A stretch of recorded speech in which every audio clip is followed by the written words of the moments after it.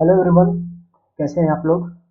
आशा करता हूँ आप सभी लोग स्वस्थ होंगे और अपनी पढ़ाई इसी तरह जारी रख रहे होंगे। समय चल रहा है छुट्टियों का और इन्हीं छुट्टियों के बीच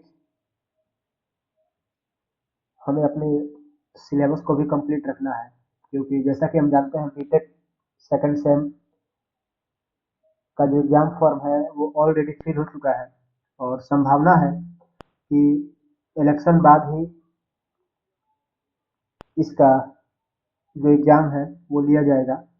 संभवतः 15 नवंबर के बाद ही एग्जाम की आशंका है। तो इन सभी के बीच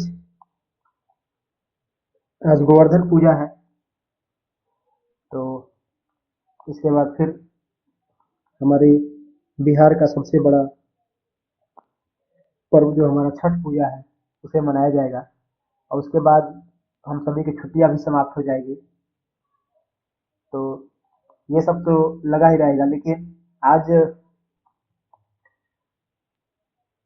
मैं आप सभी के लिए एक बहुत ही सुसज्जित रूप से एक पीडीएफ तैयार किया हूँ, जिसमें B Tech second sem electrical engineering मुख्यतः रूप से जो हमारा बिहार इंजीनियरिंग यूनिवर्सिटी है उस पर यह आधारित है। कम्युनिकेटिव इंग्लिश जो हमें पढ़ना है सब्जेक्ट, उसके लिए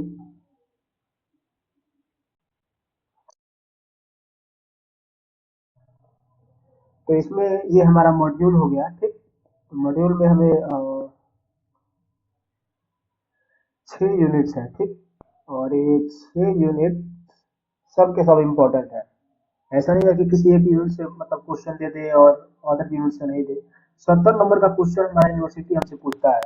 जब हम एग्जाम देने जाते हैं सेंटर पे तो वहाँ पे 70 नंबर का क्वेश्चन आता है। ठीक, उस 70 नंबर के लिए हमें किस प्रकार से प्रिपेयर होना है, और समय भी बहुत कम है। समय को देखते हुए हमें अपने आप को प्रिपेयर करना है एग्जाम्स के लिए। तो लेकर मैं चलता हूँ आपको सबसे लास्ट जो यूनिट है, यूनिट 6। ये जो यूनिट है,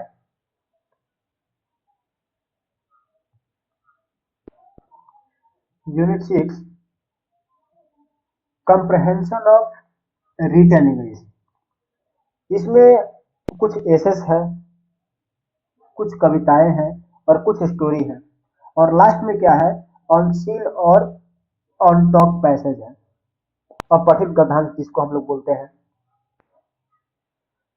केवल इतने पोर्शन से अगर आप इतना पोर्शन कर लेते हैं तो इससे केवल आपको 20 से 21 नंबर का सवाल जो है बन जाएगा एग्जाम में।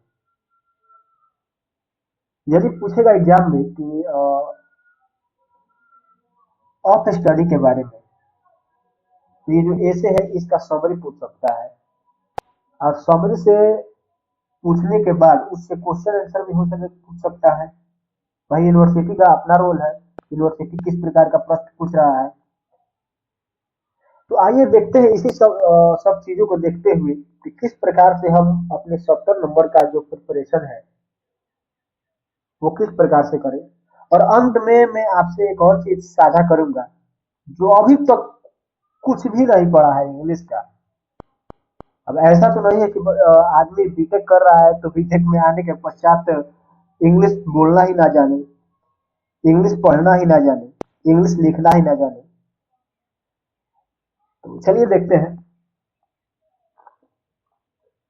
यहाँ पर आ गया हमारा जो पहला था, ऑफ स्टडी मॉड्यूल का, जो हमारा यूनिट 6 जो मॉड्यूल था उसका जो पहला टॉपिक था हमारा ऑफ स्टडी, जो कि ऐसे है। और ये लिखा गया है फ्रांसिस बेकन साहब के द्वारा। नाम से ही पता चल रहा है ये हमारे यहाँ के नहीं है, ये लंदन के हैं। ठीक, इनका जन्म जनवरी 22 जनवरी 1561 ईस्वी में लंदन में हुआ था। ठीक, और ये जो है एक लॉयर थे और एसेस्ट भी थे। इनका मृत्यु 9 अप्रैल 1626 में हेक्टेज लंदन में ही हुआ था। ठीक, ये फाउंडर ऑफ एम्पिरिसिडिज्म के नाम से जाने जाते हैं। इन्होंने अपना कार्यकाल दिया है इसमें ऑटो एम्प्लॉय जनरल एंड लॉर्ड चांसलर के रूप में वहां थे, और इनको फादर ऑफ इंग्लिश एसे के नाम से जाना जाता है। तो यहाँ तक तो ये सब तो पूछता नहीं है भैया, साफ साफ बात है। अभी तक मैंने प्रीवियस ईयर क्वेश्चन में देखा, ये सब ऑब्जेक्टिव क्वेश्चन में भी ये नहीं रहता है।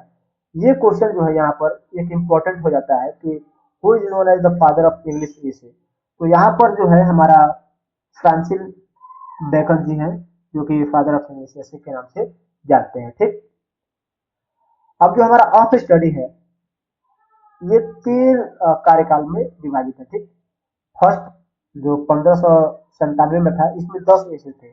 सेकंड 1612 में था, जिसमें 38 थे। और थर्ड जो था वह 1625 में था, जिसमें 58 एसेस थे। ठीक, साथ ही इसने 3 एजेस को टच किया, और जो एजेस क्या थे, एलिजाबेथन थे, जोकेबियन था, और कैरोलाइनेज था। तो अब जो हमारा प्रश्न पूछता है, इससे इसका समरी पूछता है। ठीक, तो समरी इसका हम देखते हैं। तो सबसे पहले जो फ्रांसिस बेकन निबंध है, इसका जो अगर हम समरी देखें तो इसका 3 उद्देश्य था ये ऑफ स्टडी का। ठीक, आनंद के लिए, सजावट यानी कि अपनी बात को बेहतर ढंग से रखने के लिए, और योग्यता के लिए। तो देखते हैं इसके बारे में हम लोग। फ्रांसिस बेकन ऐसे of study explain the importance, purpose and proper use of study. ये बतलाता है हमको इम्पोर्टेंस क्या है, स्टडी का इम्पोर्टेंस क्या है, इसका प्रॉपर यूज क्या है। Learning and reading in human life, जो लर्निंग है और रीडिंग है उसके बारे में प्रॉपर वर्णित करता है। ठीक, he believed that study helped to develop one's character, improve judgment, enhance practical ability।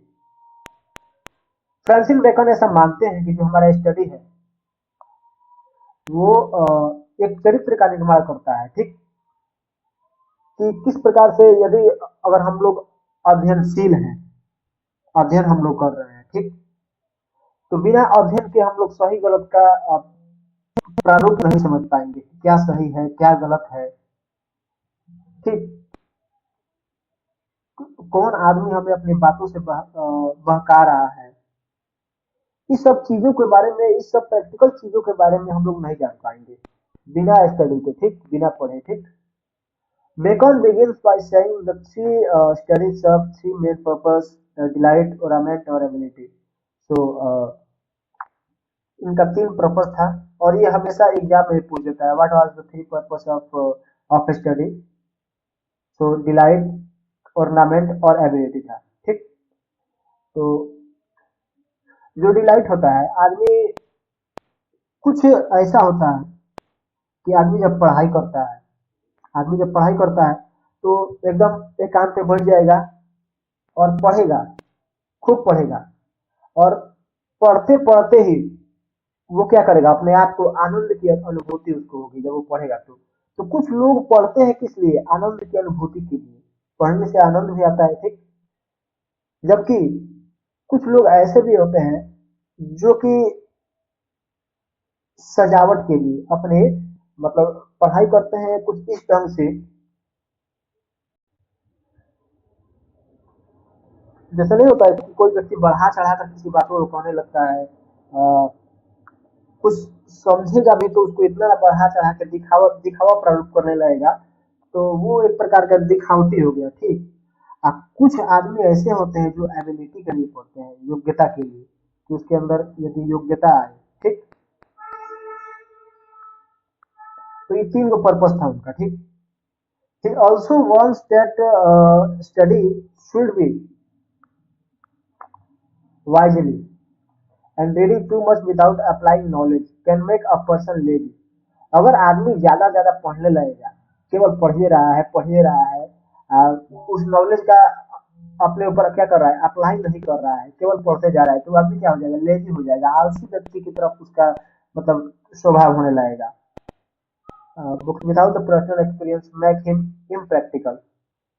यदि उसके पास कुछ पर्सनल एक्सपीरियंस नहीं है, जो पढ़ाई कर रहा है, जो ज्ञान वो अर्जित कर रहा है, अब जैसे कि मैं इंजीनियरिंग कर रहा हूँ और इंजीनियरिंग के बारे में मुझे कुछ प्रैक्टिकल नॉलेज है ही नहीं, जैसा कि मैं एक इलेक्ट्रिकल इंजीनियर बनने जा रहा हूँ, लेकिन इलेक्ट्रिसिटी के बारे में ही मुझको कुछ पता नहीं है कि इलेक्ट्रिसिटी कहाँ से प्रोड्यूस होता है, मोटर क्या होता है, टरबाइन क्या होता है, जनरेटर किस पर वर्क करता है, थ्री फेज इंडक्शन मोटर क्या होता है। तो ये कहीं ना कहीं मेरी कमी हो जाएगी, तो मुझे इंजीनियरिंग करने से क्या फायदा। Hence a balance is important. तो इससे ये मिलता है कि सामंजस्य इम्पोर्टेंट है, सबसे बड़ी जरूरी चीज है इसमें। One must read think and apply. सबसे पहले तो पढ़ना चाहिए, उसके बाद सोचना चाहिए, उसके बाद उसको अप्लाई करना चाहिए। कैसा? So Bacon said reading make a full man. Bacon क्या कहते हैं कि रीडिंग एक प्रारूप मतलब पूर्ण रूप से एक मनुष्य का निर्माण करता है। मेक अ फुल मैन, ठीक। Conference readymade. कॉन्फ्रेंस आदमी करता है तो एकदम रेडी हो जाता है, तैयार हो जाता है, एंड जब वो राइटिंग करने लगता है, लिखने लगता है, तो वो एग्जैक्ट एग्जैक्ट हो जाता है, ठीक। This means reading give knowledge, discussion improves quickly thinking, and writing make precise and clear. Okay. He also advised that different books should be read in the different book ways. अब तीन ठो किताबों के बारे में बतलाया है यहाँ पर, तीन चार किताबों के बारे में वर्णित किए हैं। ये भी एग्जाम पॉइंट ऑफ व्यू से बहुत इंपॉर्टेंट है। ऑलवेज ये पूछ सकता है क्वेश्चन आंसर में कि बतलाओ तो जो बैकन साहब थे वो किताबों के बारे में बतलाए थे, कौन कौन से प्रकार की किताबों के बारे में वो बताए थे, बताओ। तो वहां पर भी 7 नंबर का क्वेश्चन इससे अराइज होता है, ठीक। तो सम शुड बी टेस्टेड। कुछ ऐसे बुक्स होते हैं जो केवल टेस्ट के लिए होते हैं, पढ़ लिया फेंक दिया उधर, ठीक। रीडिंग इन पार्ट, पढ़ा उधर फेंक दिया, हटाओ, हो गया। सम स्वेलड। कुछ ऐसे होते हैं जिसको एकदम जल्दी से पढ़ दो, खत्म हो गया वो। And a few chewed and digested. कुछ ऐसे किताब होते हैं, जैसे नहीं होता है भोजन में भी होता है, मार भात मिला सर में खा गए, रोटी सब्जी मिला तो कूच कूच के खाए, और वहीं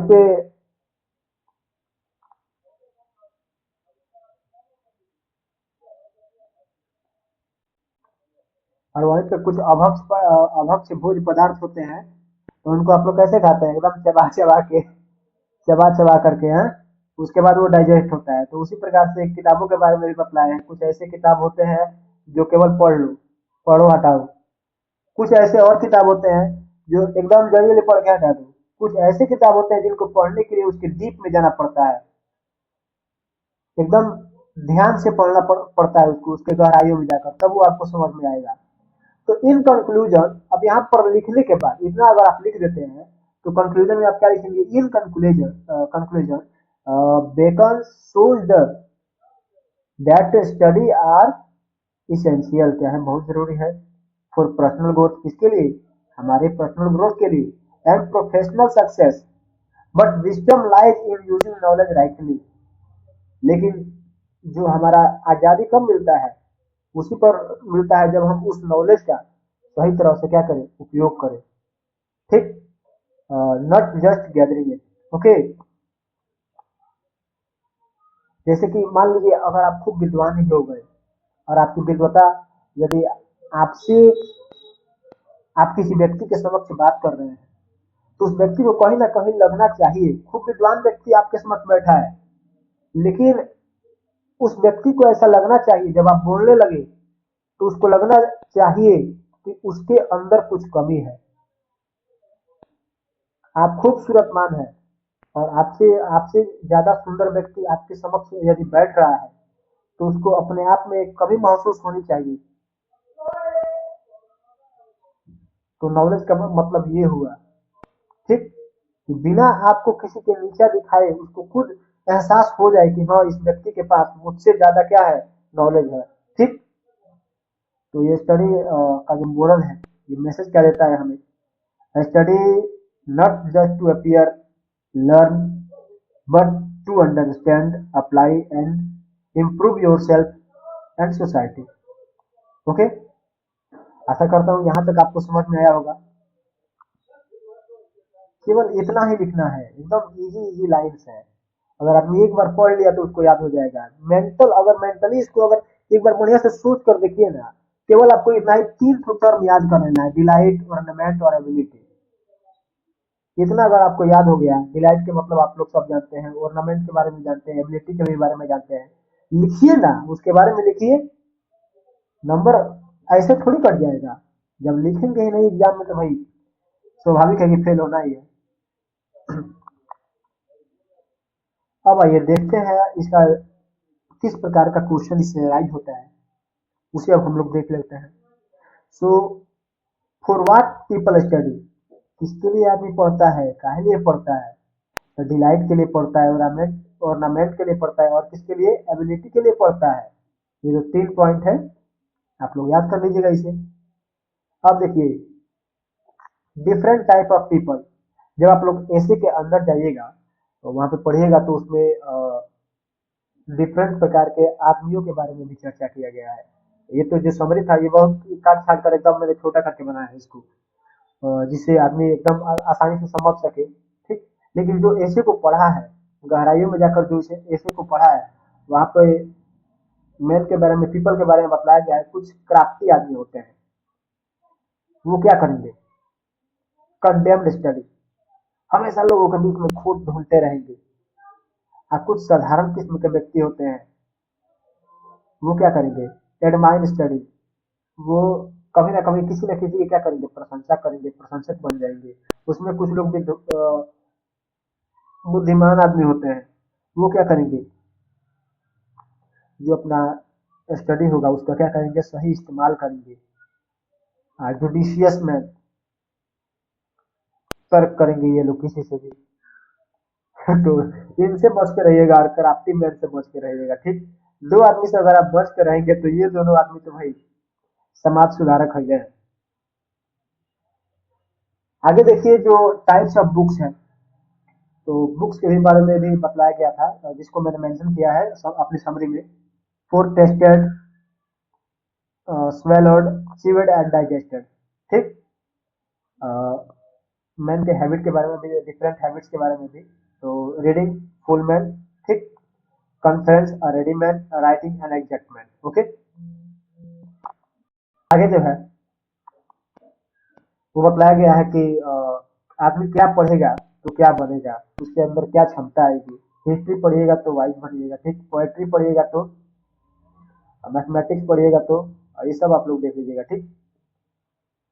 तो यहाँ तक जो था हमारा वो ऑफ स्टडी था, ऐसे था, जो कि फ्रांसिस बेकन के द्वारा लिखा गया था। इतना अगर लिख देते हैं तो इतना में आपका 7 नंबर छुपा हुआ है।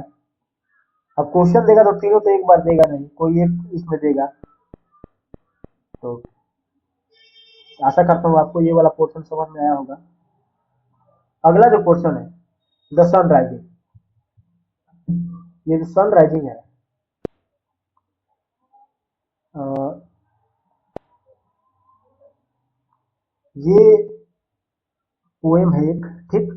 और ये पोएम जैसा कि हम जानते हैं, जॉन डन का आप लोगों ने नाम सुना होगा। जॉन डन साहब एक बहुत ही मेटाफिजिकल लव पोएम लिखने वाले एक कवि थे। वो हमेशा प्रेमत्व प्रकार के कविताओं को लिखते हैं। और ये जो सन राइजिंग है, इसमें वो दर्शा रहे हैं सूर्य की क्रूरता के बारे में।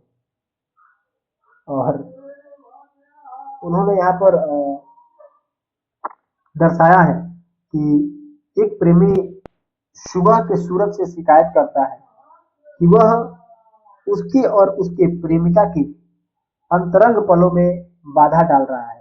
किस प्रकार से वो दर्शाते हैं कि जब वो सोए हुए रहते हैं और जब खिड़कियों से सूर्य की किरणें पड़ती है, तो प्रेमी तर्क देता है कि वह अपनी प्रेमिका का पूरा संसार है, और प्रेमिका उसकी पूरा संसार है, और उनका ब्रह्मांड क्या है? उनका बिस्तर है।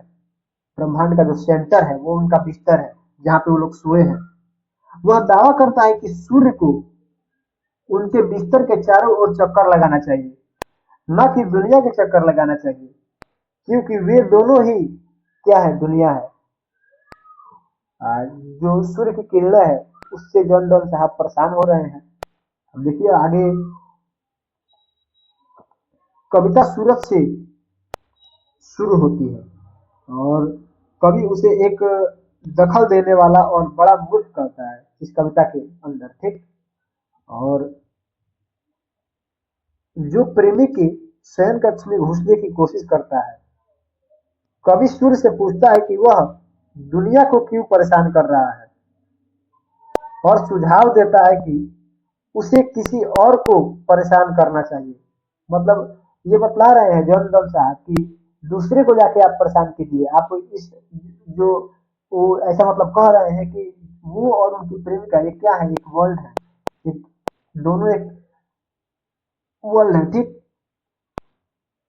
जैसे जैसे कविता मतलब आगे बढ़ती जाती है, कवि का तर्क रचनात्मक से विजयी में बदल जाता है। वह घोषणा करता है कि उसकी प्रेमिका में सभी राष्ट्रों की संपत्ति है और उनका प्रेम समय और भूगोल से परे है। कवि ऐसा दावा भी करता है कि उनका बिस्तर ब्रह्मांड का केंद्र है और सूर्य को उसके चारों ओर चक्कर लगाना चाहिए, ना कि अन्य ग्रहों की तरह, ठीक। कवि यह तर्क देता है कि यदि सूर्य उन्हें गर्म करता है तो वह पूरी दुनिया को गर्म करेगा, क्योंकि वे ही उसके पूरी दुनिया है, ठीक। तो इस कविता का जो कुछ इम्पोर्टेंस था उसे मैंने साझा किया। देखते हैं इसके समरी को। तो जो इसका समरी है, the sun rising is one of the most famous metaphysical love poem and written in the form of a dramatic monodialogue monologue के रूप में ये लिखा गया है, ठीक। The poem show the poet deep and confident love where he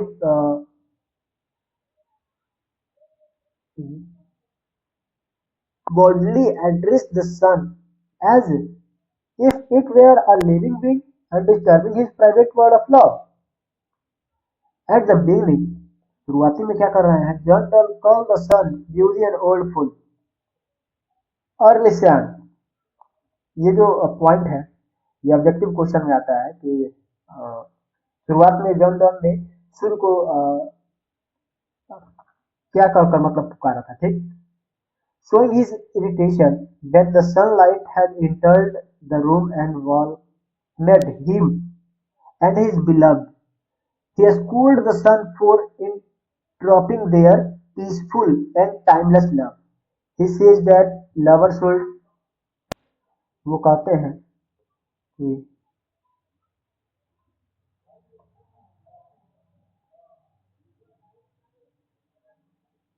lovers should not have to follow the rules. Lovers को किसी भी प्रकार के नियमों का पालन नहीं करना होता है, समय के किसी भी प्रकार के नियमों का, ना ही सेशन का, और duties controlled by the sun, okay. John Donne proudly claims that his beloved is so beautiful. वो बतलाते हैं, क्लेम करते हैं सन से कि उनकी जो प्रेमिका है वो बहुत ही खूबसूरत है। That her present equal the brightness of all the world's treasure. The poet says that all kings, riches, and countries lies within the two lovers on the bed. The room becomes whole universe, and they themselves are the center of world. बतला रहे हैं कि वो जो उनका कक्ष है वो क्या है, वो यूनिवर्स है, और जो उनका बेड है जहाँ पे वो लोग सोए हुए हैं वो क्या है, उस वर्ल्ड का क्या है, सेंटर है, केंद्र बिंदु है। Finally, John Donne softens his tone toward the sun, and he tells if it shines on them, और वो कह रहा है कि यदि उनकी किरणें उन पर पड़ी, जैसा मतलब अंदाज में बोल रहे हैं, धमकाने वाले अंदाज में, it is actually warming and lighting the entire world. बहुत इनको गुस्सा आ गया है इनको यहाँ पर, because the lovers represent the world itself, and he end by saying that love give a new meaning to the universe, and the sun duty can be fulfilled just by shining on them. Okay, तो conclusion इसका क्या था? The sun in sun rising John Donne celebrate कर रहे हैं, celebrates love as a divine, self-sufficient and timeless force. The poem shows that true love does not depend on any external things like wealth, power, or even time, because for lovers their world is complete within themselves. Okay, तो ये था हमारा summary the sun rising का। Okay, अब एक और इसका अगला पार्ट जो आता है लीफ, ये तो लास्ट लीफ है, ये एक स्टोरी है, ठीक। और इस स्टोरी में तीन मुख्यतः रूप से इसमें तीन आर्टिस्ट के बारे में बतलाया गया है, जो आपस में क्या थे, नेबर थे, पड़ोसी थे और एक अच्छे दोस्त भी थे। इस स्टोरी में मतलब ओवरव्यू में आपको बता देता हूँ ऐसे ही। इस स्टोरी में एक शिव नाम की, एक जानसी नाम की और एक बर्मन, शिव और जानसी लेडीज है और बर्मन एक जेंट्स है। और ये तीनों क्या थे, पेंटर थे, पेंटिंग का काम जानते थे ये सब। और ठंड का जब मौसम आता है तो उसमें जो जानसी है वो निमोनिया से क्या होती है, पीड़ित हो जाती है, ठीक। और बहुत मतलब उपाय करने के बाद भी वो ठीक नहीं होती थी, क्योंकि उसके अंदर एक ऐसा सोच बैठ गया था, अपने वो जीवन का आकलन खिड़की के बाहर एक जो मतलब पौधा था उसके लीफ से मतलब वो गणना करने लग रही थी कि जब इसके सारे पत्ते झड़ जाएंगे, जब उसका लास्टवा पत्ता जब जैसे ही गिरेगा तो वो जंसी के जीवन का भी अंत हो जाएगा। शिव उसको बार बार समझाती थी कि ऐसा कुछ नहीं है, तुम ठीक हो जाओगे। बहुत उपचार कराने के बाद भी, डॉक्टर से दिखलाने के बाद शिव ऐसा पाती है, डॉक्टर बोलते हैं कि ये अपने अंदर एक ऐसा सोच बैठा लिए कि ये कभी ठीक ही नहीं होगी। नहीं होता है कि आदमी के अंदर यदि कोई मतलब बीमारी हो जाए और बीमारी ऐसा हो जाए कि जो ठीक होने वाला हो, लेकिन आदमी कितना भी दवा खाए और वो मतलब फिजिकली मेंटली यदि सोच ले कि मुझे ठीक ही नहीं होना है तो वो कैसे ठीक हो पाएगा। ठीक उसी प्रकार से कुछ समय बीतता गया, सब पौधे मतलब पत्तियां नीचे गिरती गई। जब एकमात्र जब वो लास्ट लीफ उस पर अटका था तो जो बर्मन था उस रात किया क्या, रात भर ठंड में भीगा बेचारा, और वो लीफ तो गिर गया उसी रात, लेकिन उसने वहां पर अपने पेंटिंग के मदद से, अपनी कलाकारी की मदद से एक लीफ बना दिया। अब कुछ समय कुछ बीतता गया, जंसू उसको मतलब जंसू उसको देखती थी उस बार बार खिड़की के बाहर से कि वो लिफ्ट अभी भी वहां पे अटका है, स्टिल अभी भी वहां पे वो अटका है, अभी भी अटका ही है। तब जंसी को मतलब विश्वास हो जाता है कि अब वो मतलब अपना शरीर नहीं छोड़ेगी, वो नहीं मरेगी, वो जीवित रहेगी। लेकिन जब लास्ट में ये बात पता चलता है, शिव जब बताती है जंसी को, तो जंसी आश्चर्यचकित हो जाती है और मतलब एक भावात्मक रूप से मतलब एक जो कहानी है ये बतला रहा है कि किस प्रकार से यदि एक साथी हो तो, एक दोस्त हो तो अपने दोस्त के प्रति उसका क्या भाव रहता है। उस मतलब गहरी मतलब ठंड वाली वर्षा हो रही थी और उसमें बर्मन जी जाते हैं और उसके लिए वहां पर पेंटिंग तैयार कर देते हैं, उस लीफ का पेंटिंग वहां पे ड्रॉ करके उसे लगा देते हैं वहां पर। और ठंड में ज्यादा भीगने के कारण उन्हें निमोनिया हो जाती है और उनकी मृत्यु हो जाती है। तो ये था इस पूरे कहानी का सारांश, निचोड़ पूरा। तीन इसमें दोस्त हैं, कौन? सीयू, जंसी और बर्मन। तो देखते हैं इसको। अब देखना क्या है इसमें, तो एक बार पढ़ लीजिएगा आप लोग तो पूरा मतलब एकदम खत्म हो जाएगा। एकदम इजी इजी वर्ड में मैंने इसे लिखा है, ठीक। The last leaf by O Henry, touching story about friendship, friendship के बारे में और टचिंग स्टोरी है ये, ठीक। और इसमें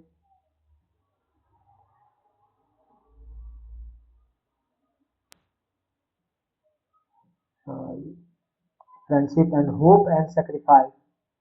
It is set in Greenwich Village where two young artists, Sue and Jancy, live together। जहाँ पे Sue और Jancy जो young artist थे एक दूसरे के साथ क्या करती थी, रहती थी। और Jancy falls seriously ill with pneumonia and loses all hopes of living। मतलब जीने का एकदम मतलब सारी आशाओं को भूल चुकी थी जब वो निमोनिया से बहुत तेज मतलब सफर हो जाती है, ठीक। As she lies on bed and she keeps watching the eerie wine outside and believes that she will die when the last leaf fall on the wine, ठीक। She tries her best to cheer her up but fail। Their old neighbor, Mr. Verman, painter, who has always dreamed of creating a masterpiece, learns about Jamsi's strange belief that night during a storm, when the last leaf is about to fall। गिरने वाला था जब last leaf, ठीक। वहां पे बर्मन जाते हैं, बर्मन साहब जाते हैं वहां पे बाहर की ओर, ठीक। And paint a leaf on the wall, और दीवार पर क्या करते हैं, एक लीफ का मतलब चित्र बना देते हैं वहां पर, ठीक। टू गिव जंसी होप, ऐसा मानने के लिए जंसी को लगे कि हाँ वो लीफ अभी तक वहां पे है, ठीक। The next morning Jansi see the leaf and still there, regain regain her will to life, will to life, life, okay। और वो मतलब वहां पे उससे देखने के बाद उस लीफ को वो ऐसा समझ जाती है कि अब मैं ठीक हो जाऊंगी, मैं जीऊंगी अब, ठीक। मैं मरूंगी नहीं, ठीक। तो soon सी रिकवर, जल्द ही वो ठीक हो जाती है। But they later discovered that Mr. Burman died of pneumonia caused while painting the leaf during the, कहाँ पे वो कोल्ड नाइट, जो रेन था कोल्ड रेन, वहां पे वो पेंट बनाते हैं, उससे उनकी देहांत हो जाती है। And his painted lip become his masterpiece on the symbol of hope and sacrifice, okay. तो ये जो था हमारा स्टोरी था ओवरऑल, ठीक। मेन थीम जो है इस स्टोरी का वो होप है and optimising can bring life, true friendship and sacrifice give a life meaning.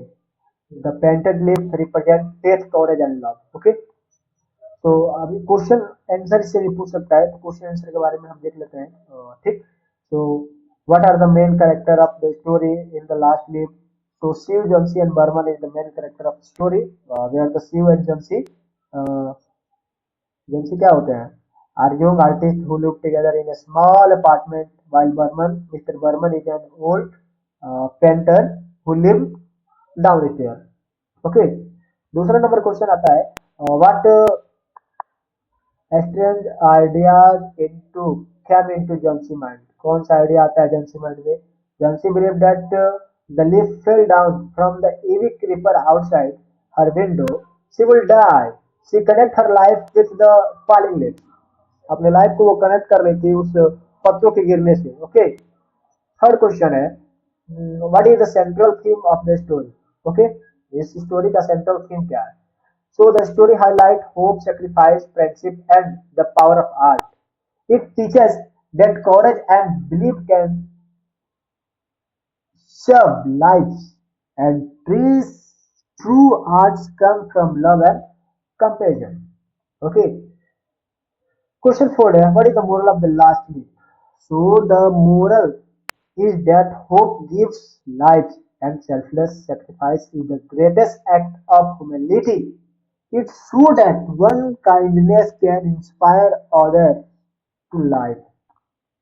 एक व्यक्ति की दयालुता किसी दूसरे व्यक्ति को क्या करता है, इंस्पायर करता है, प्रेरित करता है जीने के लिए। Another question, describe the ending of the story. अंत में स्टोरी के क्या होता है उसको डिस्क्राइब करना है। At what end Jansi recover after realizing the leaf never fall? Later Shiv tell her that the leaf was Mr. Varman painting on the he had died after making it, बनाने उसको बनाने के दौरान उनकी मृत्यु हो गई थी। अच्छा, Jansi understand that gift of the sacrifice and love. Okay, Jansi समझ चुकी थी उस गहराई के बारे में, सेक्रीफाइस और लव की। ठीक, अब देखिए अनसीन पैसेज है, इससे भी क्वेश्चन आता है 7 नंबर का, 3 नंबर का, हो सकता है कभी ना कभी ऑब्जेक्टिव क्वेश्चन में भी आ सकता है, उसमें भी देखते हैं। पोएम है एक, early to bed and early to wise make a man healthy wealthy and wise, sleep on time, wake with the sun, life will be happy, work will be done। तो इससे जो क्वेश्चन है, question okay, so what habit is advice in the poem? कौन सा habit poem में सलाह दिया जा रहा है, कौन से हैबिट के बारे में? तो sleeping early and rising early, जल्दी सुतो जल्दी उठो, ठीक है। दूसरा नंबर क्वेश्चन है, what are the benefits of this habit? So it make a person healthy wealthy and wise. What should we do with the sun? Wake up with the sun. Okay, question 4 है, write 2 rhyming word, rise का wise और sun done. Give a title, title is early to bed. Okay,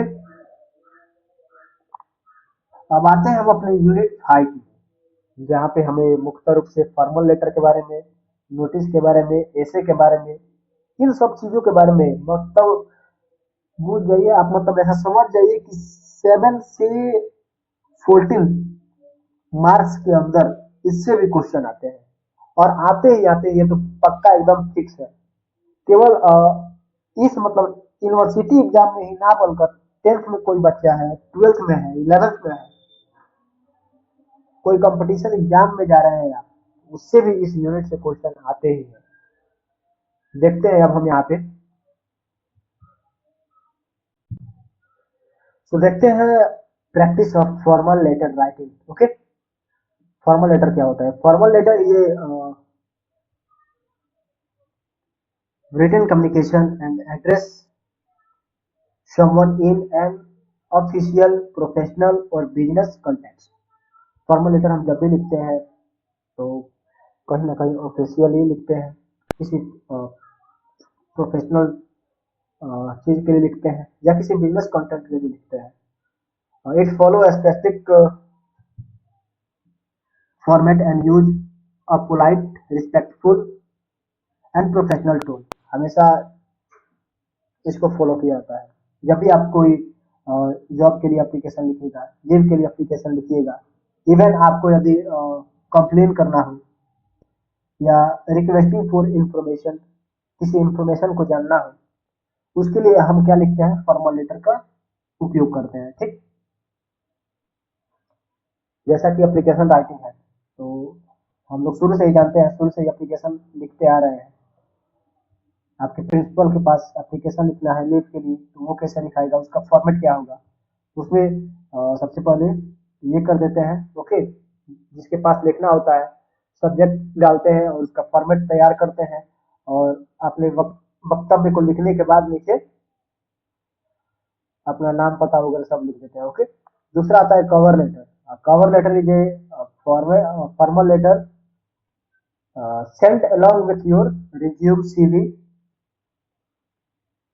जिसमें आपका resume रहता है, CV रहता है, आपका नॉलेज स्किल रहता है, आपका एक्सपीरियंस रहता है, उसमें हाईलाइटेड पॉइंट्स रहता है उस सीवी के अंतर्गत। ठीक है, ये जो फॉर्मेट है उसका कुछ इस प्रकार से होता है। सबसे पहले तो सेंडर का एड्रेस होता है, उसके बाद से डेट, उसके बाद से जो रिसीवर जो उसको प्राप्त करेगा आपके लेटर को, उसका एड्रेस, सैल्यूटेशन उसमें रहेगा, इंट्रो रहेगा, उसका बॉडी पार्ट रहेगा, कंक्लूजन उसमें बतलाना पड़ता है। ठीक, और लास्ट में कम्प्लीमेंट्री क्लोज करेंगे उसमें, और लास्ट में सिग्नेचर देके अपना इसे सेंड कर देंगे। देखते हैं एग्जाम्पल एक कवर लेटर का, जो कि जॉब के लिए है। तो इसको भेजा जा रहा है एक्स वाई जेड, कोई भी हो, अपने मतलब नाम ले लीजिएगा अपना वहाँ पर, और जिस डेट को आप अपना प्लेस देख कर, और जिस डेट को आप भेज रहे हैं वो डेट वहाँ पर लिख देना है, जिसके पास भेज रहे हैं उसका पता वगैरह सब लिख देना है, ठीक। अब रिस्पेक्टफुली उसको बतलाना है अपने बारे में, आप क्या हैं, आप किस पोर्शन पे हैं, आप करते क्या हैं, आपको किस चीज के बारे में नॉलेज है, आप उसकी कंपनी के लिए, उसके इंस्टीट्यूट के लिए आप क्या बेटर कर सकते हैं औरों से, वो सब अपना बात उसमें रख देना है, ठीक। और लास्ट में ये लिखकर उसे लेटर सेंड कर सकते हैं आप, ठीक। अगला है रिव्यू। रिव्यू भी ठीक मतलब ऐसे ही होता है, लेकिन इसका फॉर्मेट कुछ डिफरेंट होता है, ठीक। तो उसमें पर्सनल डिटेल आदमी पहले लिखता है, समरी हो गई अपने करियर के बारे में, एजुकेशन क्वालिफिकेशन आपका क्या है, वर्क एक्सपीरियंस क्या है, आप किस स्किल पर प्रोजेक्ट पर काम किए हैं, आपकी उपलब्धियां क्या है, आपकी हॉबीज और आपका इंटरेस्ट क्या है। तो ये क्वेश्चन है, ये 7 मार्क्स में आता है क्वेश्चन रिज्यूम तैयार करने के लिए। और जो इस मतलब इस वीडियो का जो अगला वीडियो आएगा उसमें मैं निश्चित रूप से आपसे क्वेश्चन पेपर के बारे में डिस्कस करूंगा, अ, जो कि 2024 या 23 का होगा।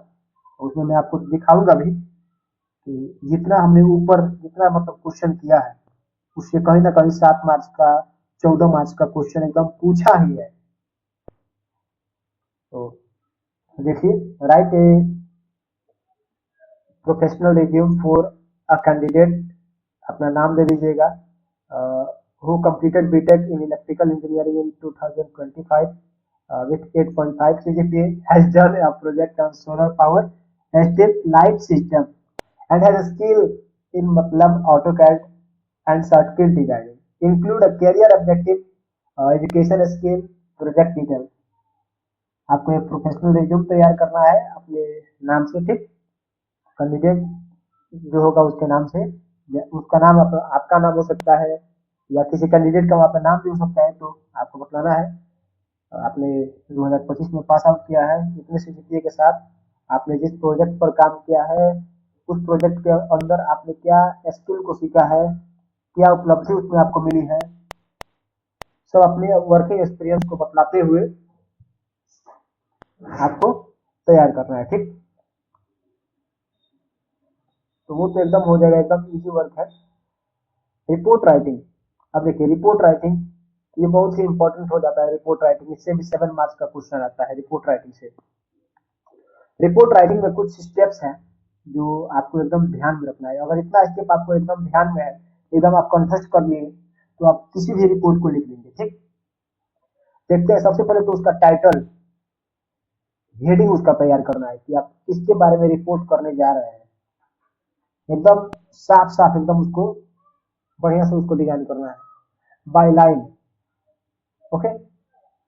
नेम एंड डिस्टिग्नेशन, उसके बाद उसका इंट्रोडक्शन, कैसे हुआ, कहाँ हुआ, कौन किया, किसके द्वारा हुआ और क्यों किया जा रहा है, ये सब आपको देख लेना है, ठीक। उसके बाद से उसका बॉडी डिटेल्स, क्या क्या एक्टिविटीज उसमें हो रही है, कौन कौन आने वाले हैं, कौन कौन पार्टिसिपेट किया है, ये सब चीजें। और कंक्लूजन लास्ट में उसे लिख देना है, ठीक। देखते हैं, एक नोटिस राइटिंग है, रिपोर्ट राइटिंग है, उसके बारे में। Cleanest design organized in our college and reported by the student reporter, okay। सो कुछ इस प्रकार से आपको इसे लिखना है, और लिखने के बाद कुछ इंपॉर्टेंट टिप्स भी है इसमें जो आपको मैं दर्शा देता हूँ। जो रिपोर्ट राइटिंग है, जब आप लिखने जाएंगे तो सब काम हो चुका होगा, तो उसके बारे में आपको लिखना है। तो always write this into the past tense, report writing को हमेशा पास्ट टेंस में लिखना है, हमेशा थर्ड पर्सन का उपयोग इसमें करना है, आई डी नहीं लगाना है इसमें। Keep it formal and factual, word limit इसका ज्यादा से ज्यादा 150 या 250 के बीच में आप लोग इसे लिख सकते हैं, ठीक। शॉर्ट रिपोर्ट के लिए, ठीक। इससे आपका 7 नंबर तैयार हो जाएगा। ज्यादा इंग्लिश मतलब क्या है, इंग्लिश लिखो पूरा एकदम छापो पेज। ये नहीं कि एकदम कुछ भी छाप के चले आए। अब जो टॉपिक है, अभी एक वीडियो ट्रेंड में आया है, लास्ट में मैं उसे सॉल्व करूंगा कि कौन सा वीडियो है वो। उसमें बोल रहा है वो, आज का मौसम बोलता है, आज का मौसम सुंदर है। आज का मौसम, मौसम देखने में अच्छा है, मौसम काफी सुंदर है। तो इस प्रकार से केवल नहीं छाप के चलाना है। मौसम मौसम, जो टीचर है वहाँ पे वो भी बीटेक एमटेक पीएचडी करके वहाँ पे बैठे हुए हैं, वो एक इशारों में आपकी गलतियों को पकड़ लेंगे। तो देखिए, आप क्वेश्चन देखिए, 7 मार्क्स में क्वेश्चन पूछा है और 2022 में ये क्वेश्चन आया है, जो कि बिहार इंजीनियरिंग यूनिवर्सिटी में पूछा गया है। Right in detail the essential of report writing. क्या क्या सावधानियां उसमें रहता है, रिपोर्ट राइटिंग में क्या क्या ध्यान देना पड़ता है। सबसे पहले तो हमारा क्लियरिटी है। तो अगर रिपोर्ट अगर आप लिख रहे हैं, the purpose of report is to communicate information clearly and concisely. उद्देश्य क्या होता है रिपोर्ट का, कि जो हमारा कम्युनिकेशन है, जो हमारा इंफॉर्मेशन हो, एक साफ सुथरा हो, एकदम कंसाइज तरीके से हो। The writing should be easy and to understand. ऐसा लिखिए दूसरों से उसे पढ़ा जाए। Information should be presented. अब ऐसा नहीं कि कुछ भी चले आया, किसी को लॉजिकल नहीं लग रहा है, किसी को कुछ समझ में नहीं आ रहा है। अगला है accuracy. The information in a report should be accurate and up to date. Accurate होना चाहिए, एकदम कंसाइज तरीके से होना चाहिए उसमें। And the writer should take care to avoid error, fact और ग्रामर। अब ऐसा नहीं हो कि लिखना है पास्ट टेंस में तो आप लिख कर चले आइएगा फ्यूचर टेंस में। ये रिपोर्ट पहले तो हो चुका है, पहले का तो घटना मतलब घट चुका है, उसमें हम गए हैं रिपोर्टिंग करने। तो अब फिर आशंका जताने नहीं चल जाइएगा कि हाँ घटना फिर हो जाएगा। ठीक, यह घटना हो रहा है, वो घटना घटा है उसके बारे में पास्ट टेंस। यही इसलिए यहाँ पर दर्शाया गया है कि use third person. Okay, third person का यूज करना है और पास्ट टेंस में उसे लिखना है। और जो ऑब्जेक्टिविटी, अब देखिए जो ऑब्जेक्टिविटी क्या होता है, कुछ पॉइंट उसमें दर्शाना पड़ता है, कुछ मुद्दों को दर्शाना पड़ता है, जिस मुद्दे पे आप वहां पे रिपोर्ट करने गए हैं। ओके, ऑर्गेनाइजिंग, किस तरह से उसका ऑर्गेनाइज किया गया है उसको, उसके बारे में लिखना पड़ता है। फॉर्मेट तैयार करना पड़ता है आपको। उसके बाद से स्टाइल, जो आपका रिपोर्टिंग करने का जो स्टाइल है, आप किस प्रकार से रिपोर्टिंग कर रहे हैं जिससे ऑडियंस को क्या लगे, अच्छा लगे, वहाँ पे जो श्रोता है या जो आपके रिपोर्ट को देख रहे हैं उनको अच्छा लग रहा है कि नहीं। तो इन सब चीजों को आपको ध्यान में रखते हुए क्या करना है, रिपोर्टिंग करना है कहीं पर भी। अब ऐसा रिपोर्टिंग नहीं करना है जैसे कि एक रिपोर्टर है अ, हमारे लोकल एरिया का है, ही है वो, वेद प्रकाश शायद उसका नाम है। तो उसका जब वो रिपोर्टिंग आप लोग देखिएगा तो केवल रिपोर्टिंग ऐसा वो करेगा कि लात खाने वाला रिपोर्टिंग करेगा। अगर कहीं आदमी जा रहा है तो उसको मतलब श्रवण पक्षपात करता है वो। और चीजू भैया वाला वीडियो उसमें देखिएगा, बहुत मजा आता है। वो भागते हुए जाता है किस प्रकार से, मीम्स भी बना है उस पर। तो उसका सब रिपोर्टिंग वहां पे झड़ गया था। तो मैनर कुछ अपने अंदर लाना पड़ता है, रिपोर्टर बनना है तो कुछ मैनर लाइए। ठीक, तो आगे देखते हैं। मेमोरेंडम जो है मीमो, तो इससे भी मतलब ये क्या है, memorandum called memo is a short written message for internal communication within an organisation. मान लीजिए मीमो कुछ तैयार करना है, आपके कॉलेज में भी कुछ मतलब फंक्शन है, उसका मीमो तैयार करना है, तो उसमें जितना मतलब शॉर्टेड हाईलाइटेड पॉइंट होता है उसको आप लोग दर्शाइएगा वहां पे। ओके, और इसमें क्या करना होता है, मुख्य रूप से right the main message clear and briefly and it should explain the purpose detail on acting required. Okay, और यहाँ पर देखिए कितना कितने शॉर्ट में इसको मतलब डिजाइन कर दिया गया है मीमो को। तो इस प्रकार से कुछ फॉर्मेट होता है मीमो का, और ये भी 7 मार्क्स में, 5 मार्क्स में भी पूछ सकता है ये। नोटिस राइटिंग, और ये बहुत इंपॉर्टेंट पोर्शन होता है इस एसे का, मतलब इस यूनिट का। नोटिस राइटिंग में आदमी करता क्या है, क्योंकि नोटिस लिखता है। कॉलेज में भी आप लोग देखते हैं, जब छुट्टी का अभी हाल ही में नोटिस आया था, एग्जाम फॉर्म फिलअप करने का हाल ही में नोटिस आया था। तो ये किस प्रकार के फॉर्मेट में होता है, ये फॉर्मेट हम ऑलरेडी जानते हैं। लिखना भी हम नोटिस जानते हैं, किस प्रकार से नोटिस हमें लिखना है। ठीक, अब देखिए क्वेश्चन एक है यहाँ पे। ठीक, so you are the hostel warden. ठीक, write a notice informing student about hostel maintenance, water supply, water disruption. Okay, तो होटल मैनेजर साहब जो है ऊपर के नोटिस लिख रहे हैं आज के तारीख में, जिसमें सब्जेक्ट इन्होंने दिया है यहाँ पर, और all hostel residents are hereby informed that due to pipeline maintenance work, water supply will remain suspended from इतना बजे से इतना बजे तक। ठीक, ऑन इतने तारीख को। तो स्टूडेंट को एडवाइस दिया जा रहा है कि सफिशियंट वाटर क्या कर ले, भर के रख ले अपने यूज के हिसाब से, जब तक मेंटेनेंस का जो काम है वो कंप्लीट नहीं हो जा रहा है तब तक के लिए। Thank you, Ghantalal Prasad, hostel warden. तो इतना लिख के 7 नंबर पा लेना कौन सी बड़ी बात है भाई। थोड़ा सा मतलब कॉमन सेंस रहेगा तो बंदा पास कर जाएगा, बढ़िया नंबर से पास कर जाएगा। तो ये हो गया हमारा नोटिस राइटिंग। अब देखिए 7 सीज ऑफ कम्युनिकेशन, सबसे इम्पोर्टेंट, सबसे इम्पोर्टेंट। हो सकता है 14 नंबर में भी पूछ ले, 7 नंबर का तो बात हटाइए, 14 नंबर में भी पूछ सकता है ये। ठीक, इतना इम्पोर्टेंट है कि 7 सीज, नाम से ही पता चल रहा है 7 सीज, यानी कि 7 गो सी है इसमें, 7 गो सी है कम्युनिकेशन में। ओके, और वो 7 सी क्या है, एक तो करेक्ट है, कंप्लीट है, कंक्रीट है, कंसाइज है, कन्वेरेंट है, कर्टियस है, क्लियर है। ये जो हमारा 7 सी है, इसका क्या रोल है कम्युनिकेशन में, उसके बारे में हमें पढ़ना है। ये मतलब यहाँ पर मैं आपको नोट्स दे दे रहा हूँ, उसे पढ़ लीजिएगा, ध्यान से देख लेना है इसको। अब बहुत इंपॉर्टेंट है ये, इतना इंपॉर्टेंट है कि हमेशा 7 से 14 नंबर तक पूछता है। और इसको मतलब अगर आ रहा है लिखना तो और थोड़ा बढ़ा कर लिखिए, नहीं तो यहाँ पे एकदम कंसाइज वे में मैं आपको एकदम शॉर्टली वे में इसके बारे में लिख दिया हूँ। ठीक, और इसे देखने से आपको पता एकदम चल जाएगा। ठीक, तो क्लियर का, करेक्ट का, कंप्लीट का, कंक्रीट का, कंसाइज का, कंसिडरेशन का, और कोर्टियस का जो काम क्या है कम्युनिकेशन में, वो सब के बारे में। ठीक, अगला आता है हमारा ईमेल राइटिंग।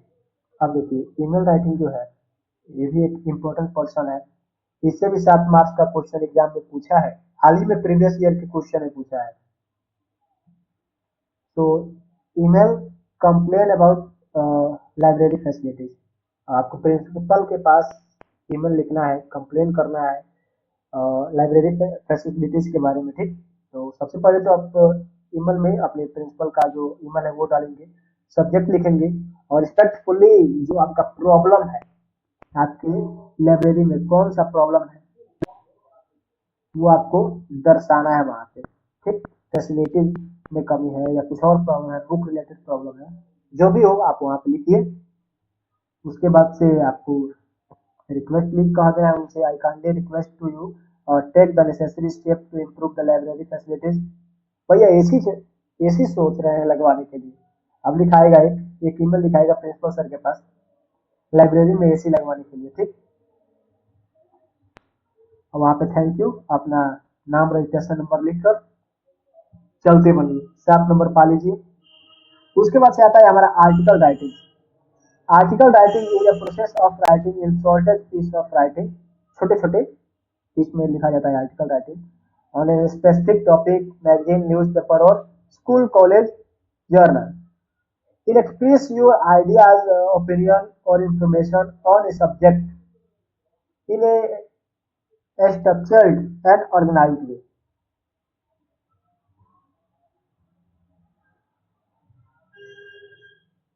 ये हो गया हमारा आर्टिकल राइटिंग। इन शॉर्ट लिखते हैं the importance of time management. Article writing लिखना है, टाइम मैनेजमेंट के बारे में देखिए। एकदम जितना शॉर्ट में लिखिएगा, जितना कंसाइजली लिखिएगा, जितना क्लियर लिखिएगा, जितना करेक्ट आपके वर्ड्स में होगा। तो देख रहा है ना यहाँ पे जो हमारा 7 चीज है वो किस प्रकार से उपयोग में आ रहा है। यहाँ पे आर्टिकल राइटिंग लिखने में भी, ऐसे लिखिएगा उसमें भी, रिपोर्ट राइटिंग कीजिएगा उसमें भी, जो हमारा 7 चीज है वो कहीं ना कहीं इम्पोर्टेंट रोल प्ले करता है। तो 7 चीज का जो रोल है वो हर कम्युनिकेटिव स्किल में लगते जाता है, ठीक। शुरू तो यहाँ पे देखिए तब इम्पोर्टेंस ऑफ टाइम मैनेजमेंट। तो और आर्टिकल कौन लिख रहा है, मेरे द्वारा आर्टिकल लिखा गया है। अपना नाम भी नीचे दर्शा देना है भाई, टैग तो लेना पड़ेगा ना, क्रेडिट। तो time management is one of the essential skill for the students. Proper planning of daily tasks help in completing academic work on time and reduce stress. अब जैसा कि एग्जाम है हमारा, और एग्जाम हो सकता है हमारे पास 15 से 20 दिनों का समय है। तो इस 15 से 20 दिनों में हमें 5 सब्जेक्ट को कवर करना है किसी भी प्रकार से। तो 5 दिनों में हम इंग्लिश पढ़ लिए हैं। तो इंग्लिश में पढ़ने के लिए हमें किस प्रकार से टाइम को मैनेज करना है, उसके बारे में यदि हमको लिखने को आ जाए तो मैं लिख नहीं सकता उसके बारे में। अब देखिए यहाँ पे student who manage their time effectively can balance study, extra curricular activities and personal life. तो ये हमारा हो जाएगा आर्टिकल राइटिंग। बहुत मतलब इजी टॉपिक है, ज्यादा से ज्यादा 8-10 लाइन भी लिख देते हैं तो भाई मिल ही जाएगा 7 नंबर, पूछना नहीं है। अब देखिए अब आता है जो हमारा एसे राइटिंग। ये तो मतलब 14 नंबर का वही क्वेश्चन इससे आता है, दो लिखना पड़ता है उसमें। दोनों 7-7 नंबर का रहता है, 14 नंबर में आ जाएगा। 3-4 दिया रहेगा उसमें, दे देगा कि एनी टू पे लिखिए आप। तो 7 प्लस 7 गुणे 2 that is equal to 14 number का हो जाएगा ये आपका, ठीक। तो 14 नंबर पाना है तो भैया लिखना तो पड़ेगा। तो कम से कम 1.5 से 2 पेज में लिखिए इसको, एकदम बढ़िया से क्लियर कंसाइज ये वाला मेथड अप्लाई करके बढ़िया से एकदम introduction, main ideas, main term सब लगा कर एकदम लिखिए बढ़िया से, एकदम बढ़िया नंबर मिलेगा आपको इसमें।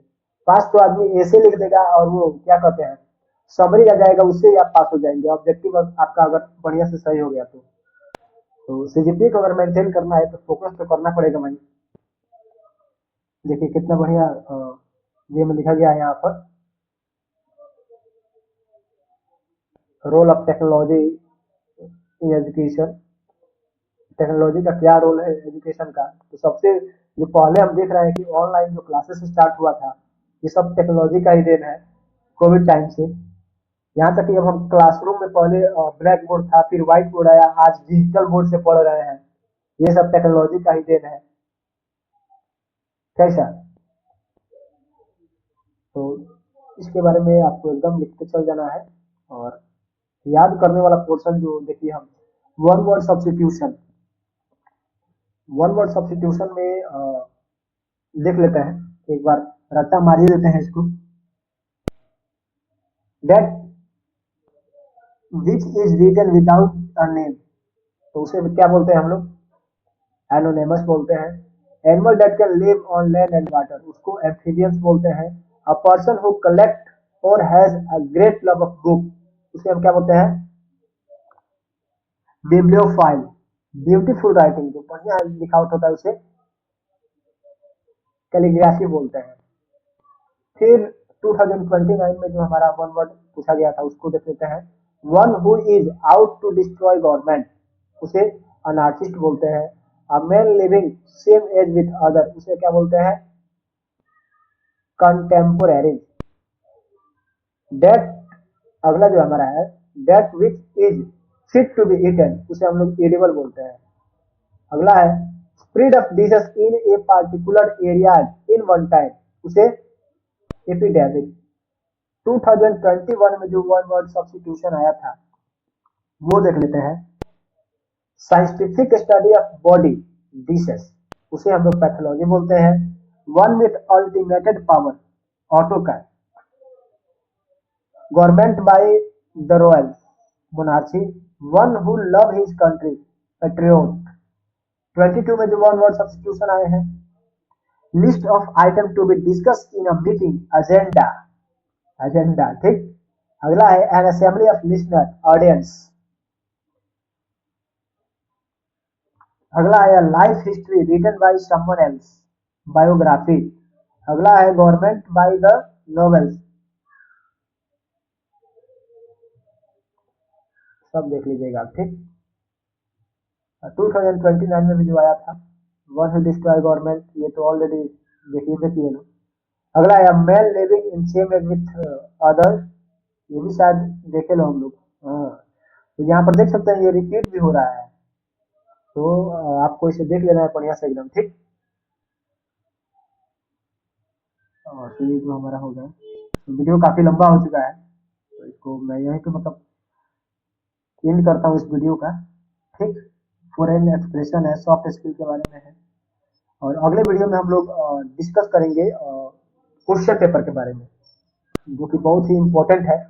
और इतना अगर आप देख लिए हैं ना, तो देखिएगा क्वेश्चन पेपर में इससे रिलेटेड हर साल के क्वेश्चन पेपर में मैं आपको प्रूफ के साथ दिखलाऊंगा। इतना जो 1 आवर का 1 मिनट का ये जो वीडियो है, ये अगर आप देख लेते हैं तो निश्चित मैं कह रहा हूँ कि आप इंग्लिश में कभी फेल नहीं होइएगा। फेल जो एफ जो है, रेड कलर से जो एफ वहां पे लिखा रहता है, वो आपके मार्कशीट में नहीं लिखा रहेगा, इतना तो गारंटी है भाई। ये नोट्स ग्रुप में चला जाएगा, और इससे पहले मैं अपने कई दोस्त हैं कॉलेज के, उनके साथ भी ये नोट्स साझा हो चुका है अभी तक। अब मतलब एक से 2 वीडियो में इंग्लिश का पूरा एकदम काम तमाम हो जाएगा। इंग्लिश में एकदम आप मास्टर माइंड बन जाइएगा एग्जाम के लिए, ठीक। और देखिए हम लोग कहाँ तक चले आए हैं। ये यूनिट हो गया हमारा, इसमें भी इस यूनिट में भी हो चुका है। देखिए इधर, यहाँ पे इधर देखिए, article writing, minutes of meeting, एकदम छोटा छोटा होता है मिनट्स ऑफ मीटिंग, मोमेरेंडम जिसको बोलते हैं, नोटिस, ऐसे writing, email, article writing, okay. यहाँ पर इधर देखिए, ये जो हमारा 7 चीज है, करेक्ट, कंप्लीट, ये सब ये भी हो चुका है हमारा। अब ये भैया, अब इससे कौन पढ़ता है, इसे ये किसको नहीं याद होगा भाई। ये तो एकदम स्टैंडर्ड 3 से भी हम लोग इसे पढ़ते आ रहे हैं। Parts of speech, noun, pronoun, tenses, modal verb. मैं जब मतलब 7th क्लास में था, 7th क्लास में, वहां पर नाइरेशन वगैरह जितना ट्रांसफॉर्मेशन था, डिग्रीज था, वो सब मतलब कंप्लीट हो गया था। ये सब अभी तक याद है, एक बार रिवाइज करने का देरी है बस। तो इधर का तो पोर्शन, ये सब ऑब्जेक्टिव पार्ट वाला पोर्शन है, ठीक। इससे केवल ऑब्जेक्टिव एमसीक्यू जाएगा। और जब नीचे आप आइएगा इधर, तो यहाँ से सब सब्जेक्टिव वाला पार्ट, सब 7 नंबर, 14 नंबर, 5 नंबर के क्वेश्चन इससे अराइज होंगे। तो अगले वीडियो में मैं आपके साथ मिलूंगा फिर से, जो कि होगा क्वेश्चन बैंक के ऊपर, और अब ईयर का मेंशन किस साल में करना है वो उसी टाइम आपको पता चलेगा अगले वीडियो में। तब तक के लिए बहुत बहुत धन्यवाद आप लोगों का। मिलते हैं अगले वीडियो में।